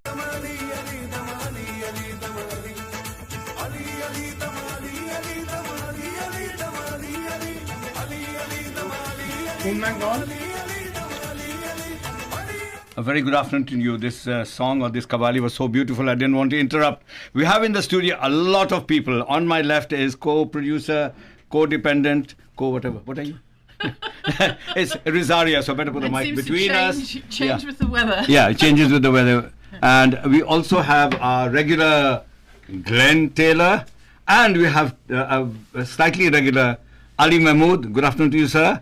And, good afternoon. And a very irregular Nabila Ali ji. Irregular because she hasn't come here often enough, and I hope you do. Very good afternoon to you. So, good afternoon, John. Since we all know everything about Aman, and since we were at the cathedral, shall we talk about the Aman project? What do you think, Rosaria? Yes, I really want to hear more from Nabila, because I was only there very briefly. I had to leave. But, so, Nabila ji, could you start giving us some idea how it instigated? Why is the Aman project there? Why you bothered? Why I bothered? Because I think it's a need of the time. Other than my concern, actually, I started this project because I think Muslims are being blamed as a terrorist. Islamophobia is rife. Islamophobia. They are being blamed that we are extremists, which we are not. So you're not an extremist? No, I'm not. Only teasing. I know you well enough to ask such stupid questions. Of course you're not. Yeah, I'm not. No. And I think most Muslims are not extremists. No. But there are few Muslims who looks bit fundamentalist, but they are not actually extremists. They are a bit more rigid to the Islam and Islamic values. But we shouldn't take them as an extremist. I started my project because the day Charlie Hebdo incident, the terrorist attack was happened. I was looking at the Facebook, and my son came and he said, "Mom, are we terrorists?" I said, "What do you mean?" He said, "No, it says there, the Islamists, they attacked this." I said, "Yes, it says there, but this does not mean we are terrorists." And we discussed our agenda, and that was the consultation phase, and we got very good response, and I'm very proud to tell everyone I got a very huge response from those who are not Muslims, and they really welcomed me to launch this project. And I would like to mention Mr. Hari Shukla here, and Dr. Anand, who is sitting here just in front of me. I'm blushing. If I was white, I'd be blushing. But carry on. No, I totally believe in what you do, because I know your family, I know you personally, and your husband, Ali Mahmood, who's sitting so quietly in front of every wife. The husband goes quiet, but never mind. He is my best friend. So and I've done so many shows with him. We've both been accused of being Islamophobic, stupid, this and that. But I know the guy inside, and I know your children, so such beautiful children you have. But that is a compliment to the parents. If the parents allow their children to think instead of saying, "Shut up, rubbish, you can't say this. They're white people, we are Muslims, they're this, they're that." Your children are just children, they talk to me just like open-hearted children. I'll run a piece about that. Okay, at this time, may I just for a change, put on what happened at the cathedral where you were, and Glenn wasn't. This is the beginning. And what is the name of the dean? Christopher Dilson. Christopher Dilson. I'm very bad with English name. I've been here only from 1978. I didn't catch that. I said I will find English names difficult. I've been in the UK from 1978, but never mind. Here's a piece from there.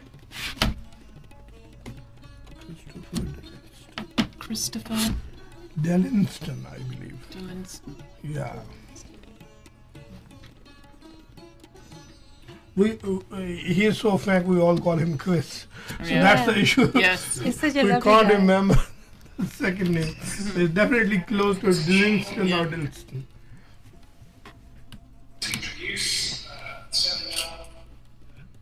The volume is very poor, but you can talk about it. What we are seeing is Sohan Singh from the Gurdwara, Hari Shukla next to him, the chief constable is standing there. Stephen Ashman. Yes. Leslie, who has been 18 years supporting the project. I'll try and see if the next one is a bit louder. He's a very good supporter of our project. All right.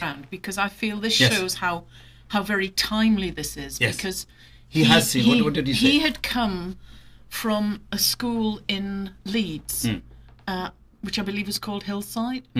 And one of the kids had something? No, one of the teaching assistants had been involved in the London bombings. Oh, I see. I see. Just as he took over as headmaster. So he came to a very difficult place. He came to a very difficult place, and synchronicitously, I was talking to my son the night before about a man, and my son is a religious education teacher, and he said to me, "Mum, what are you getting involved with?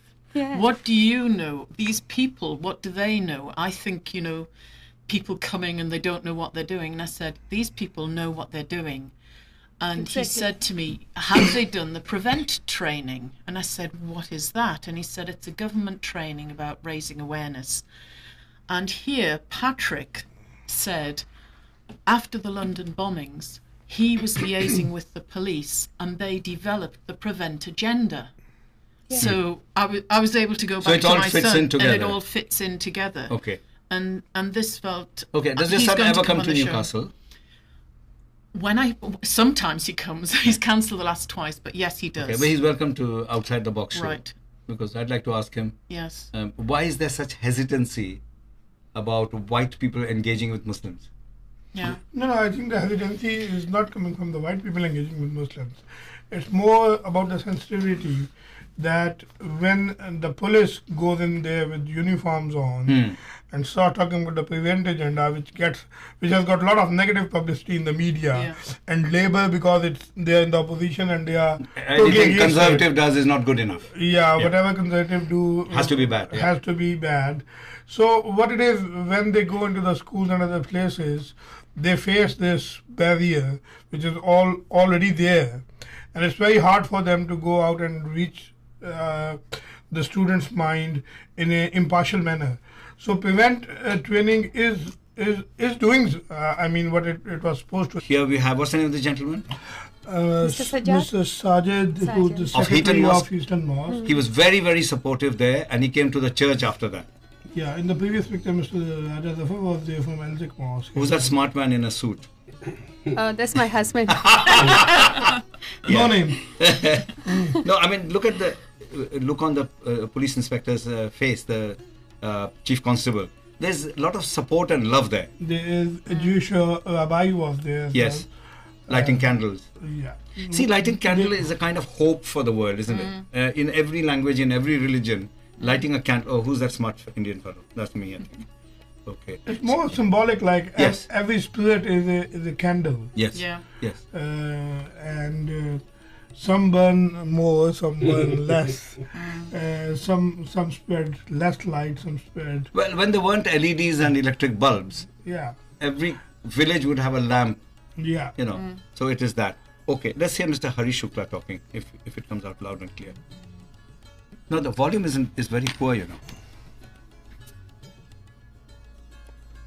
No, I'm sorry, the volume is very poor. Oh, you can barely hear it in the headphones. No, I'm so sorry. Okay, I'll just run through. And there's a very smart lady speaking there. That's Nabila ji herself. Yes. And just to remind us, it's quite a long speech. And is that Zafar Malik, or what's his name? Raja Zafar of the other mosque? Elzik Mosque, yes. So they were all there supporting. And just give a sense of it. I'm sorry, the volume is not very high. And then there's Patrick speaking. I think his volume was very good. Let's see. Patrick Wilkins from Moorside Primary. No, I was very impressed with his speech. In fact, I wanted to give him a standing ovation because of what he was saying. But because it's a church, we are all subdued. But people the culture is different. People were applauding. Yes, but softly. But softly, yes, because it is a church. But I was very impressed with how he spoke. With how he spoke, and also his background.